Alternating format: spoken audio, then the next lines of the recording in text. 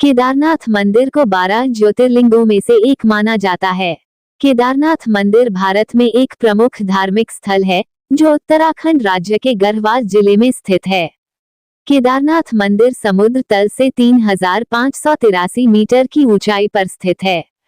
इसे जीवित ज्योतिर्लिंग भी कहा जाता है।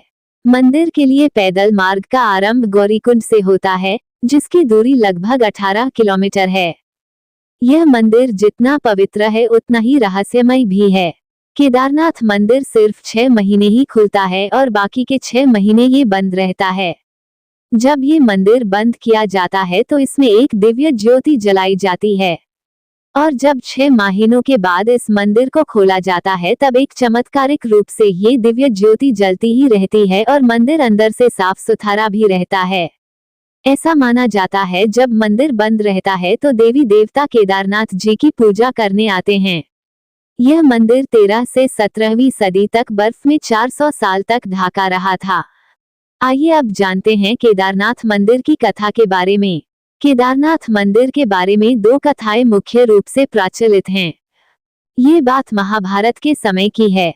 जब महाभारत का युद्ध समाप्त कर पांचों पांडव श्री कृष्ण से अपने द्वारा की गई अपने भाइयों की हत्या के पाप से मुक्ति के उपाय के लिए आते हैं, तब श्री कृष्ण उन्हें महादेव की शरण में जाने को बोलते हैं और पांचों पांडव महादेव के दर्शन के लिए काशी नगरी को निकल जाते हैं। परंतु महादेव पांडवों के इस कृत्य से अत्यधिक क्रोधित होते हैं, इसलिए पांडवों को आता देख महादेव वहां से केदारनाथ चले जाते हैं। पांडव भी महादेव की खोज करते हुए केदारनाथ पहुंच जाते हैं, पर वहां पहुंचकर देखते हैं कि वहां तो सिर्फ बैल ही बैल है। भगवान महादेव पांडवों को दर्शन नहीं देना चाहते थे, इसीलिए उन्होंने बैल का रूप धारण कर लिया। पांडव बैल को देखते हैं तो पाते हैं कि उनमें से एक बैल बाकी बैल से अलग है।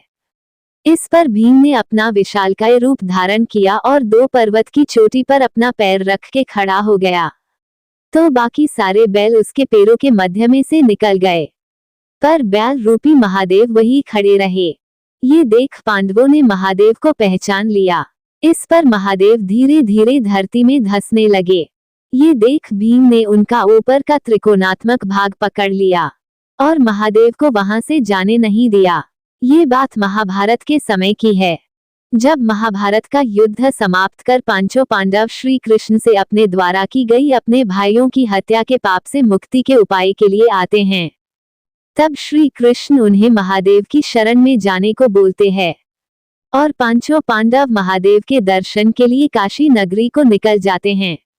परंतु महादेव पांडवों के इस कृत्य से अत्यधिक क्रोधित होते हैं, इसलिए पांडवों को आता देख महादेव वहां से केदारनाथ चले जाते हैं। पांडव भी महादेव की खोज करते हुए केदारनाथ पहुंच जाते हैं, पर वहां पहुंचकर देखते हैं कि वहां तो सिर्फ बैल ही बैल है। भगवान महादेव पांडवों को दर्शन नहीं देना चाहते थे, इसीलिए उन्होंने बैल का रूप धारण कर लिया। पांडव बैल को देखते हैं तो पाते हैं कि उनमें से एक बैल बाकी बैल से अलग है। इस पर भीम ने अपना विशालकाय रूप धारण किया और 2 पर्वत की चोटी पर अपना पैर रख के खड़ा हो गया, तो बाकी सारे बैल उसके पैरों के मध्य में से निकल गए, पर बैल रूपी महादेव वही खड़े रहे। ये देख पांडवों ने महादेव को पहचान लिया। इस पर महादेव धीरे धीरे धरती में धंसने लगे। ये देख भीम ने उनका ऊपर का त्रिकोणात्मक भाग पकड़ लिया और महादेव को वहां से जाने नहीं दिया।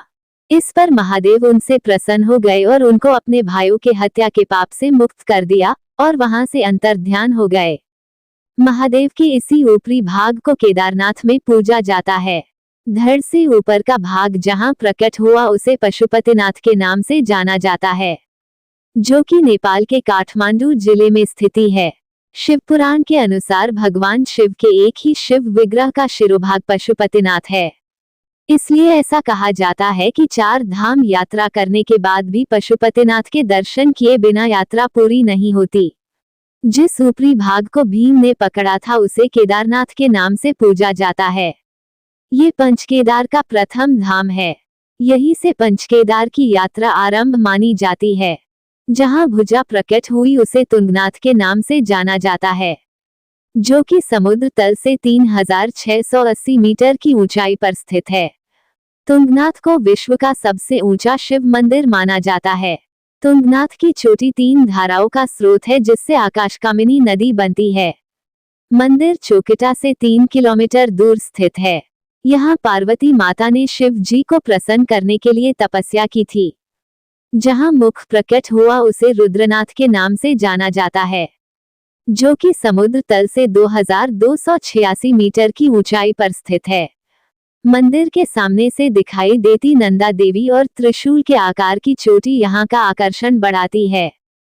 जहाँ जटाएं प्रकट हुई उसे कल्पेश्वर के नाम से जाना जाता है, जो कि समुद्र तल से 2200 मीटर की ऊंचाई पर स्थित है।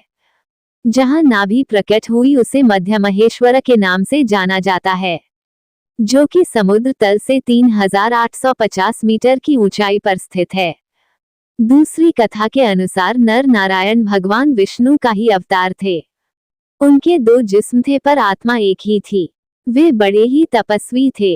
नर और नारायण के वर्षों के कठोर तप से प्रसन्न होकर महादेव ने वर मांगने को कहा और नर नारायण ने महादेव को अपने प्रत्यक्ष रूप में यहीं रहने का वर मांगा, जिससे मानव का कल्याण हो सके। इस पर महादेव अपने ज्योतिर्लिंग के रूप में वहीं बस गए जहां नर नारायण ने तपस्या की थी, जिसे आज केदारनाथ के रूप में जाना जाता है।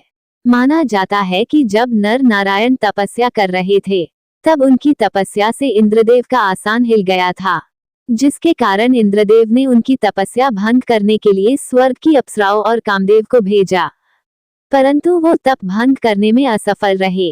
तप भंग नहीं हुआ तो कामदेव और अप्सराओं ने नर नारायण से अपने किए की क्षमा मांगी, परंतु नर नारायण उनके इस काम से क्रोधित नहीं हुए और क्षमा के फलस्वरूप उन्होंने अपनी जंघा से स्वर्ग के सबसे सुंदर अप्सरा उर्वशी को प्रकट किया और उसे इंद्रदेव को सौंप दिया और इंद्रदेव उसे अपने साथ स्वर्ग ले गए। इस प्रकार उर्वशी ने स्वर्ग लोक में नर नारायण की कथा इंद्रदेव और बाकी सभी देवताओं को सुनाई।